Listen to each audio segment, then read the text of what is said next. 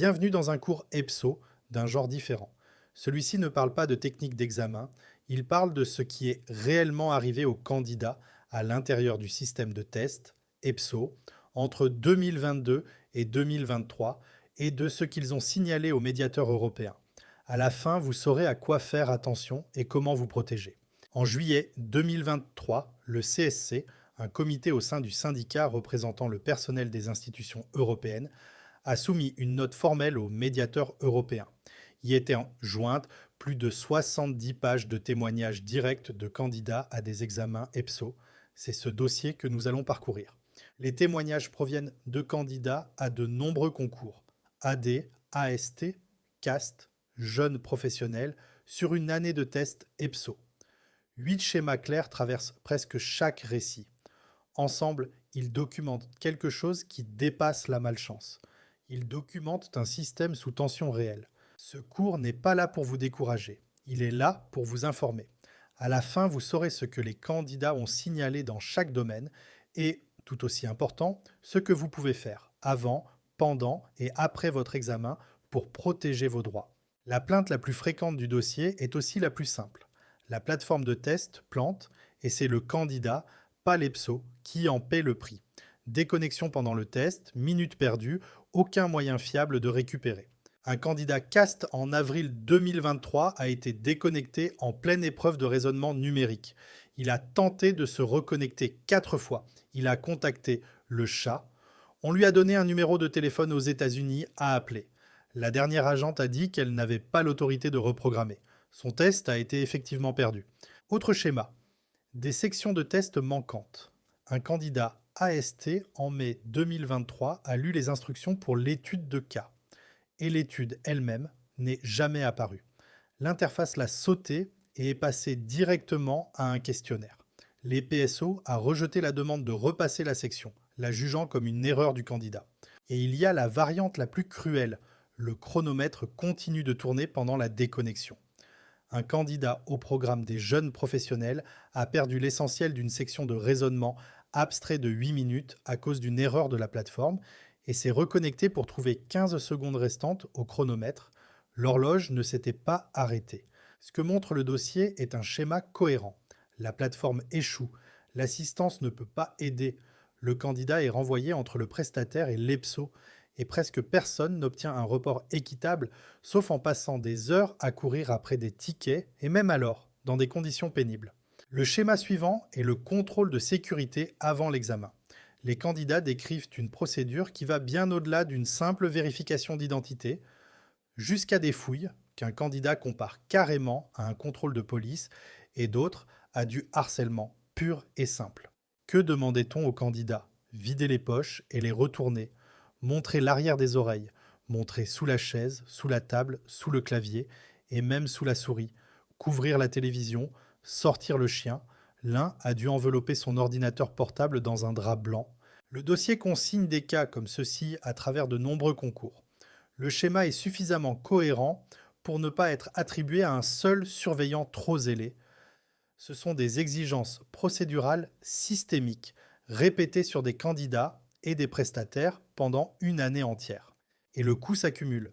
Plusieurs candidats rapportent avoir été transférés entre 2 ou 3 surveillants différents au cours d'une même session. Chacun reprenant le contrôle de sécurité depuis le début. 30 minutes perdues en contrôle avant la première question. Le stress déjà accumulé avant même que le chronomètre démarre. Beaucoup de candidats accèdent dans le besoin de sécurité. Ce que le dossier conteste, c'est la proportionnalité et la dignité de la procédure. La plainte ne demande pas moins de sécurité, mais des procédures qui respectent les candidats que l'EPSO est censé évaluer. Maintenant, un problème plus technique et coûteux. Les outils à l'écran pour le raisonnement numérique. Le dossier l'enregistre comme l'une des atteintes les plus directes à l'équité du test, car il affecte directement le nombre de questions qu'un candidat peut même tenter. La plainte cite des candidats qui rapportent le même problème. La calculatrice s'ouvre au milieu de l'écran, couvrant le tableau de données. La fenêtre ne peut pas être déplacée, elle ne peut pas toujours être redimensionnée. La question entière disparaît derrière l'outil dont vous avez besoin pour la résoudre. À cela s'ajoute, aucun papier brouillon n'est autorisé sur le bureau BIAO. Le bloc-notes à l'écran se comporte comme la calculatrice. Il chevauche la question et le rouvrir réinitialise parfois la vue. Les candidats rapportent être effectivement incapables d'effectuer des calculs qu'ils résoudraient normalement en quelques secondes. Pourquoi c'est important? Le raisonnement numérique est cadencé à 2 minutes par question. Des outils qui mangent 30 secondes de gestion de fenêtres par question transforment un test de compétences en bataille logicielle. Des candidats rapportent n'avoir pu effectuer un calcul complet que sur 2 ou 3 questions sur 10, devinant le reste. La section la plus difficile à lire du dossier est le traitement des candidats ayant des conditions médicales et des besoins spécifiques. Ce ne sont pas des statistiques anonymes, ce sont des récits détaillés de candidats dont les aménagements ont été ignorés, écartés, ou pour lesquels une documentation médicale impossible à fournir a été exigée dans des délais punitifs. Une candidate AD5, atteinte de sclérose en plaques, a demandé l'autorisation d'aller aux toilettes pendant une étude de cas de 2 heures. Elle a remis un certificat médical. L'EPSO a exigé d'autres preuves à très court terme. Son médecin n'était pas disponible. Elle a passé l'examen dans une grande souffrance et a fini à un point de la note minimale. Une autre candidate était enceinte durant le cycle COM AD6 2022. Elle a prévenu l'EPSO comme indiqué sur leur site. Elle a demandé des aménagements et n'a jamais eu de réponse. Une date de test a ensuite coïncidé avec un rendez-vous médical lié à sa grossesse. Elle a prévenu l'EPSO immédiatement, mais la réponse est arrivée trop tard. Ce que ces deux cas partagent n'est pas la condition médicale. C'est le schéma procédural. Une demande claire et raisonnable. Une exigence de documentation supplémentaire dans un délai punitif. Silence, retard. Et la candidate, seule, devant choisir entre sa santé et un examen. Le conseil pratique. Si vous avez une condition qui exige un aménagement, demandez-le par écrit, demandez le taux et gardez une copie de tout. Repoussez les exigences de documentation déraisonnables et si votre cas est rejeté, la voie est formelle. Une plainte à l'EPSO, puis au médiateur. La 5e section du dossier passe de la procédure au contenu. Plusieurs candidats ont documenté des questions d'examen pour lesquelles aucune des réponses proposées n'était juridiquement ou factuellement correcte, ce qui rend la question impossible à résoudre selon toute lecture raisonnable du droit de l'UE. Un candidat AD5 en mars 2023 a cité une question précise demandant si le Parlement européen peut renverser la Commission. Aucune des options ne correspondait au droit tel qu'établi par l'article 234 du traité sur le fonctionnement de l'UE. Une autre question sur le cadre financier pluriannuel présentait le même défaut.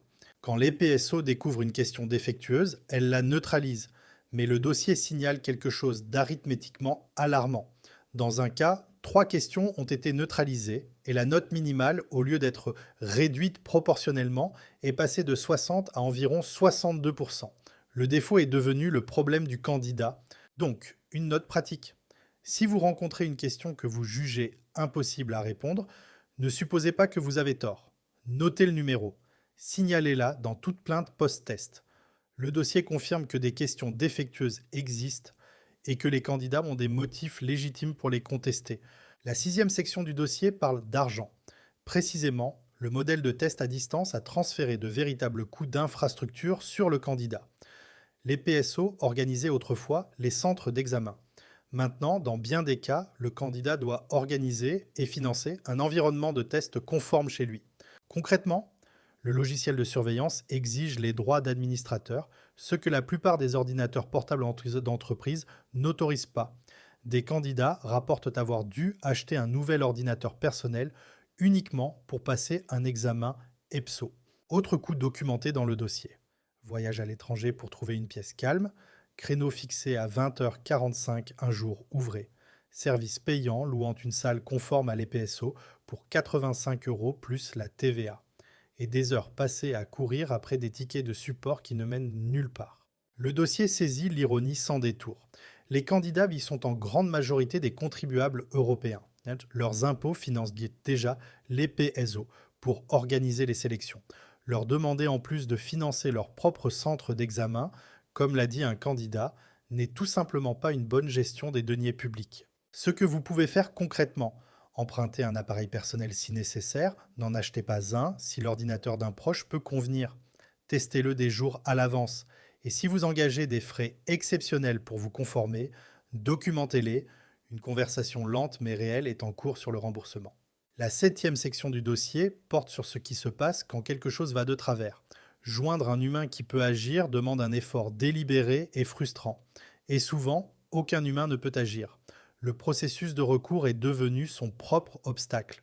L'expérience documentée, un chatbot qui suggère de lire les FAQ, une page d'assistance statique, un numéro de téléphone américain, plusieurs agents qui se renvoient le candidat. Un candidat a passé 2 semaines à faire traiter une plainte pour finalement recevoir un courriel dans une langue qu'il n'avait pas déclarée. Et les limites de ce que l'assistance peut faire sont réelles. Les agents ne peuvent pas reprogrammer une session. Ils ne peuvent pas arrêter le chronomètre. Ils se contredisent souvent. Pour les problèmes structurels, l'assistance n'est, par conception, pas le bon outil. Donc une règle pratique, gardez une trace écrite. Chaque session de chat, chaque numéro de ticket, chaque capture d'écran. Si l'assistance ne peut pas résoudre le problème en direct, vos preuves sont ce qui fait remonter la plainte vers l'EPSO directement et au-delà. La 8e section du dossier est la plus structurelle. Elle documente une boucle de recours, une suite de renvois qui protège efficacement le système de toute responsabilité quand les choses tournent mal. La plainte la qualifie de kafkaïenne et les témoignages se lisent ainsi. La boucle, étape par étape. 1. La plateforme échoue. 2. L'EPSO dit qu'il lui faut un ticket du prestataire. 3. Le ticket prend une journée. 4. La plainte est rejetée parce que l'examen est terminé. 5. Un appel est accepté, mais le repassage est programmé à 20h45 le lendemain. Chaque étape de la boucle est isolément défendable. Mais enchaînée, elle forme un processus où l'énergie du candidat est épuisée avant tout examen sérieux. Le système ne refuse pas le recours franchement, il le rend simplement impraticable. La voie de sortie est collective. La plainte d'union syndicale existe parce que les recours individuels sont lents et isolants. Si vous êtes membre du personnel de l'UE, un recours article 90 est un outil. Pour tous les candidats, canaliser les cas par les syndicats et le médiateur est ce qui crée la pression. Comprimons tout le cours en ce que vous pouvez faire.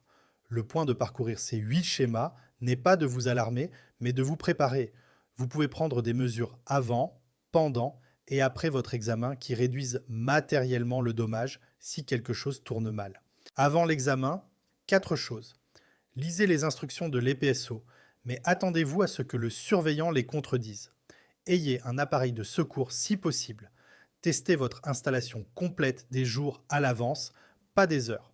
Et s'il vous faut des aménagements, demandez les taux par écrit et gardez les réponses. Pendant l'examen, documentez tout. Prenez des captures d'écran si vous le pouvez. Notez le nom du surveillant et l'heure.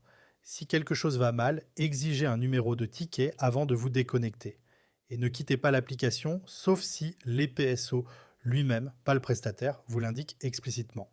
Après l'examen, agissez vite. Déposez une plainte via le formulaire EPSO le jour même si vous avez eu un problème technique. Incluez votre numéro de ticket et vos captures d'écran. Relancez. La première réponse est souvent automatique. Si vous êtes personnel UE, l'article 90 est votre voix. Pour tous, le médiateur est le canal de long terme. La connaissance est votre vraie protection le jour J. Lisez le dossier, partagez-le avec d'autres candidats et préparez-vous non seulement à l'examen, mais au système qui le fait tourner. On se retrouve dans la simulation.